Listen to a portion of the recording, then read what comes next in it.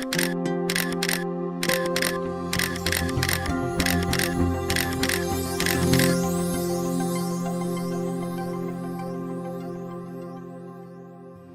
my name's Jeremy Gilley. I'm a filmmaker and founder of Peace One Day. 2012 has been a benchmark year. 280 million people aware of Peace Day, 4% of the world's population. We can double that figure in 2013. By working together, we can institutionalise Peace Day, making it a day that is self-sustaining. A day when children are not bullied, women are not hit, and guns are not fired. Our theme for 2013 is who will you make peace with? So let's find out how this all began. The first film I made was a journey to establish a day of ceasefire and non-violence with a fixed calendar date, the 21st of September. That documentary was called Peace One Day, and it told the story of how and why the 21st of September is a day of ceasefire and non-violence. It is so decided. It was an incredible journey, it was an amazing honour to be a part of it, and as a filmmaker, it really excited and inspired me that the form, the camera, could really drive a process through. The second film I made documented the first ever lives being saved on the day, and that took us into Afghanistan. Jude Law travelled with me, and that was a great success. Everybody became involved in Afghanistan, including the Taliban, who agreed not to harm health workers on the day. As a consequence of that, and because of everybody's hard work, particularly the United Nations, 10,000 vaccinators were able to go into areas where they couldn't normally go for fear of being kidnapped or killed, and millions of children were vaccinated against polio. It was incredible, and it demonstrated that the day was far from symbolism, and that it could work in a place where many thought it was impossible. At that time, the UN in Afghanistan put out a press release with a statement from the United Nations Department for Safety and Security announcing a 70% reduction of violent incidents on Peace Day. It blew me away. Most significantly, the Taliban also agreed not to block access to health workers involved in the campaign. It made me think, if we can do it there, we can do it everywhere. The cynic used to say that the day existed, but what difference does a day make? And what I saw in Afghanistan the two times we went was, well, the difference is life or death. So I spoke to Jude and Ahmed Fauzi and to others, and that led to an idea, which was to try to manifest not only the largest reduction of violence in recorded history, i.e. in our homes, schools, local communities and between countries, but also the greatest gathering of individuals standing together in the name of peace on one day. We called this the Global Truce Campaign. In order to make it work, I knew we had to bring together a series of coalitions, each with a lead partner, and that's what we did. 2012 launched a student coalition, partnering with the National Union of Students in the UK, a coalition of organisations committed to reducing domestic violence, partnering with EDV Global Foundation, and a coalition of non-governmental organisations partnering with Interpeace. The results were incredible. Thousands of organisations were activated by the coalitions across the world. It was the greatest year for participation we've ever seen. So, who will you make peace with? It really is an opportunity for all of us to become involved in the peace process. By working together and making peace with each other, we will improve the quality of our lives. Peace Day is not just about a reduction of violence in areas of conflict, it's also about reducing violence in our homes, communities and schools. So who will you make peace with? Who will you bring together on Peace Day? I first came across Prem Rawat because I was asked to speak at an event at the European Parliament. And Jeremy Gilley from Peace One Day. Thank you for your wise words. Thank you to the European Parliament for inviting me here today. And I saw him tell one of his stories, and it was, it was beautiful and it was profound, and it was inspiring. And so I clearly knew in that moment that I was listening to a man who had, an awful lot of wisdom on the issues of peace, and had clearly been thinking about it all his life. It is incumbent upon us to use our resources, intelligence, and the goodness of our hearts to bring forth peace on this planet Earth, regardless of how impossible it may seem.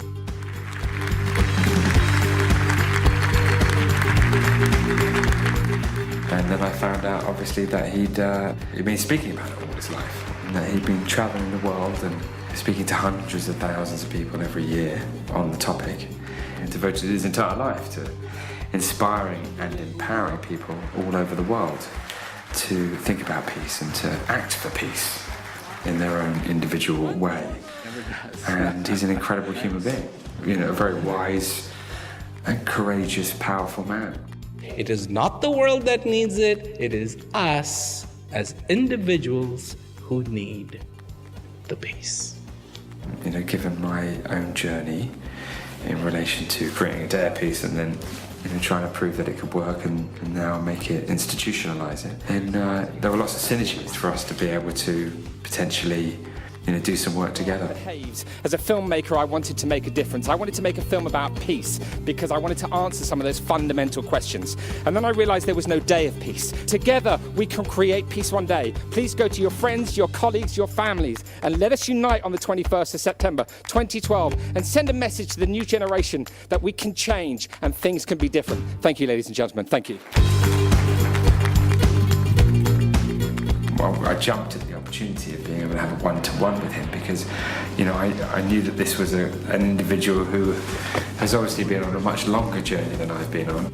It's really wonderful that Prem, given that he is so, obviously, peace is his life, talking about it and inspiring and empowering people all over the world, for him to, inform the global community at whatever level he can that there is a day of ceasefire and non-violence, and it's an opportunity for them to unite with others around the world. Nice to meet you. Nice to meet you. And I had no idea that it would be as entertaining as it was.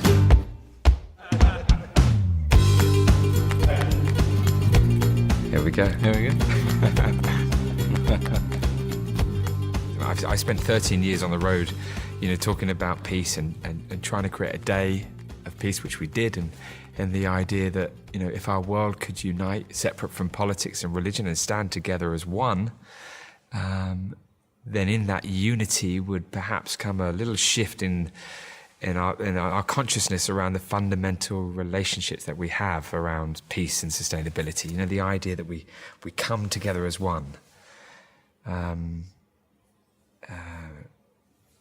What do you think of that idea? What do you think of the idea of us standing together in the name of peace on a global scale? I think it is incredibly admirable if anyone makes those attempts to bring that consciousness in people.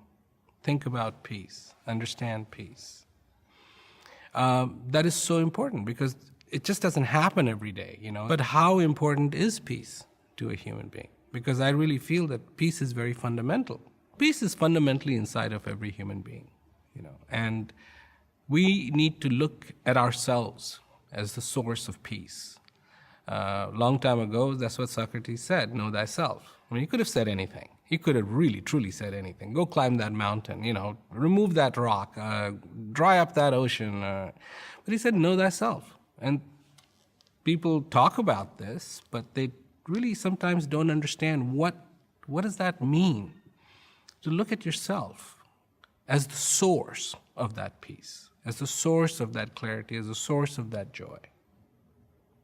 And so anybody who takes those steps, who helps people recognize the need for peace in their lives and the importance of peace in our society, that's an incredibly admirable thing to do, and it's so important in our society. We're going around the world and we're talking about peace and we're trying to promote peace and we're trying to promote a day of peace. But certainly the beginning of my journey was because I was so angry about what was going on in the world. I didn't understand why I was humiliated at school. I didn't understand why, the world was behaving that it was. And as a consequence of me being angry about everything around me, I wanted to go on a journey to create a day of peace where I knew I would fail, because I didn't think it would succeed, and then I could point my finger at how unwilling humanity is to come together, even for a day.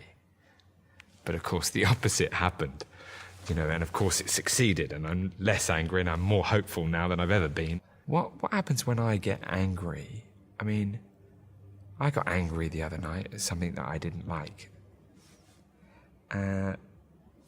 Most of the time I'm at peace. I mean, what does that say about me if I lose my cool? I mean, do you ever lose your cool? All that says about you is you're a human being. Ideally for a tree, it has taken a lot of effort, it has made a lot of effort to be clear and straight. But then when the wind blows, it has also learned to rock back and forth. Because if it doesn't, the branches will break. And so to me, there are all these attributes that we have. I mean, yes, you get sad, you get happy, you get angry. That's not the issue. The anger isn't the issue. It's where are you coming from in your life? Are you actually anchored in peace? Is peace fundamentally there for you or not? Because if it isn't, then when the storm of anger comes, you'll get uprooted because you have no foundation. But the foundation is what's important. Getting angry and then understanding something from it is not a problem. Getting sad and then understanding something from it is not a problem. Because I think too many people think the idea of peace is to become a vegetable. You sit on some mountain and you are completely impervious to everything that happens around you. Well, excuse me, that's not going to happen. You are a human being. It's a fight, isn't it, a little bit? I mean, like peace, I feel like, sometimes I feel like I have to fight for peace. And I wonder what you think of that. Sometimes, like running peace one day, you've got to get a good result. And sometimes other people's, maybe external, don't want that result. For whatever reason it might be. It was a process of trying to work out and fight. I mean, is that all right? I mean, is peace a fight sometimes? Well, to create it? Of course it can be. But let's just look at the basics of it. In my opinion, and I've thought about this a lot, almost 40 years of trying to talk to people, and what I understand is one simple thing. That if you're trying to create manifestations of peace without peace, it's going to be problematic. If peace is at the core, then the manifestations of peace will be automatic. They will happen.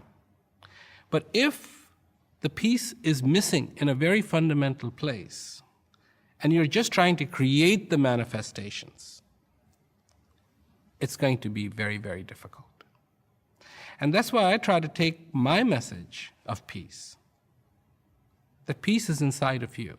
I mean, I call it my message. It's really not my message. Many people have said this. Peace is inside of you. Search yourself.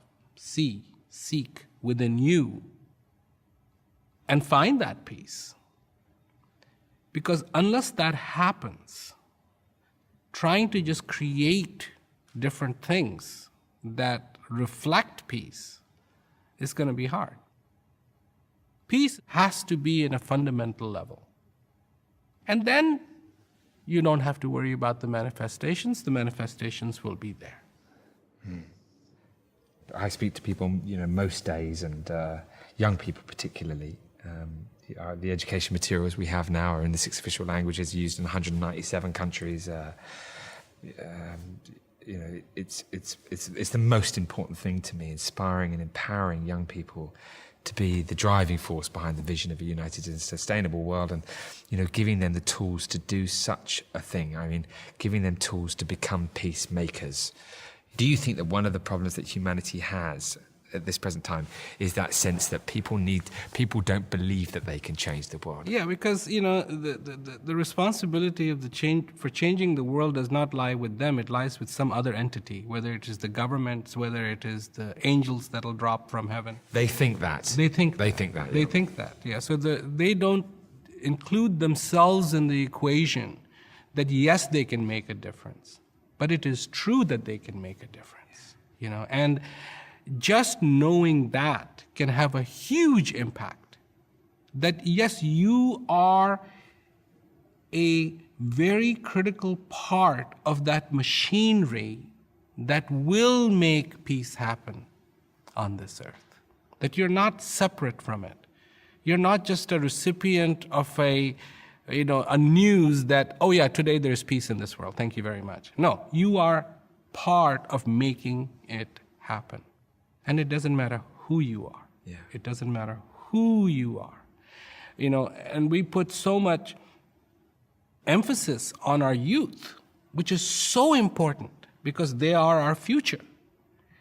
But I want to also see empowerment of the people who are not children. Maybe they are great-great-grandfathers. Maybe they've only got 3 more days to be on this earth. But for them to realize as well that they are a part of that process of making peace happen. Yeah. I want to include everyone. I want to include youth. I want to include those people who will teach the youth. Very important. Yeah. Because if they are out of touch with themselves, what are they going to be teaching the youth? Yeah. I want to include the youth. I want to include people who are going to be teaching the youth. I want to include business people. I want to include governments. I want to include the poor people. I want to include the rich people. I want to include people who think they should not be included. I want to include everybody. I want to even include those people who we have said, oh, you have done something wrong, let's lock you behind 4 walls, because they're going to be coming out of those 4 walls too, and then what? Yeah. I want to include everybody. This is good news, and I want to say it again and again and again, like you need to, I need to, everybody needs to remember again and again and again and again, peace is possible. Peace is possible, man. Yes, it is. And maybe one day, it'll stick. And it does stick, and that's the point that you're making. I mean, that's why we're inspired and empowered and gunning it every day and working hard, isn't it? And indeed, many, many others all over the world. It is possible. It does work. Forgiveness happens. People can stop. Even when you say they can't, they can. Yes, of course. We have to believe, and and it is absolutely possible. I really want to see it happen in our lifetimes. Of course, who knows? It's a process, it's a journey, and so we're completely in agreement. And I'm sure the people who are watching are in agreement too, that actually the greatest challenge that we all have is for us all to just embrace the idea that we can change this world as individuals, and if we stand together as one and do that, then bingo. But all of us, whether you're a great-granddad or a young person in primary school, we've all got to become a part of this. We've all got to accept that actually peace is possible, that we can change this world, we can lift the level of consciousness around the fundamental issues we face, quickly. It's like, if each and every one of us realizes that we are the peacemakers of this world, that the problem isn't over there, the problem is right here, and if we resolve it within ourselves and around us, each and every one of us, then we'll change the world forever. I've been pretty much every conflict zone of the world, and I'm in 107 countries in the last few years, and like you, but frankly, wherever I've gone, whether it was Afghanistan or Sudan or Somalia, I never saw anyone fighting. I just saw beautiful people, like really passionate and courageous and hopeful. Pretty much everywhere you go is peace. Of course I understand that there are people suffering unnecessarily and unfairly, and it's tragic, and I wish it wasn't going on. But actually, the greatest war that humanity faces is with a fist. It's not with a gun. And the greatest violence that's going to happen today is in a domestic situation. Yeah, you were saying, you've been to so many conflict zones. And when you were saying that, I was thinking, where the biggest conflict zone is? Right here. This is where the conflicts start. This is the big conflict. And every single human being on the face of this earth potentially carries the conflict zone on top, and also carries a place of peace within the heart of every single human being. Choose. Choose. You know, and people like you who are going out and giving people an option. Choose the peace. Yeah, no, that's exciting. I mean, it's very exciting. It's incredible to meet you, like really incredible. And like I'd heard you speak before, and I've known about you, but what just blows me away, and I find it like, you know, when I think about it like a Jedi Knight, you know, those guys in Star Wars, you know, who have their lightsabers. I just think it's mind-blowing that you're so like in touch with what peace is all about, and then that you fly the world in the most incredible planes, complex instruments, all for, you know, spreading the word of peace. I mean, you've got to be the greatest peace warrior on this planet. It really has been a massive honor to meet you, and I'm really grateful for what you've shared with me, and I'm sure the people who watch this program will feel the same. It's been a pleasure, Jeremy, meeting you, talking to you, and I truly hope that I'm not the only warrior, that every human being on the face of this earth is the warrior for peace. All right. Thank you. Take care, Jeremy. friend. Pleasure. Thank you. Pleasure. After being with him, Amazing. I just felt like totally energized. I felt like, you know, I'd been in the company of, you know, a great peacemaker. You know, I'd been in the company of a man who had devoted his entire life to empowering people. A man of peace. You know, it's a privilege to meet people like that. Obviously, it's an honor. It's an incredible thing. You know, and I feel very lucky. It's just going to blow people away. It's going to, you know, that's like a Jedi. Do you know what I mean? He's a true Jedi, isn't he? It was a really interesting, kind of exciting, fun, inspired, you know, moment in my life. It was cool. Well, it was a pleasure. Yeah, it was real. Take care. Take care. Yeah, thank you so much. Real massive honor.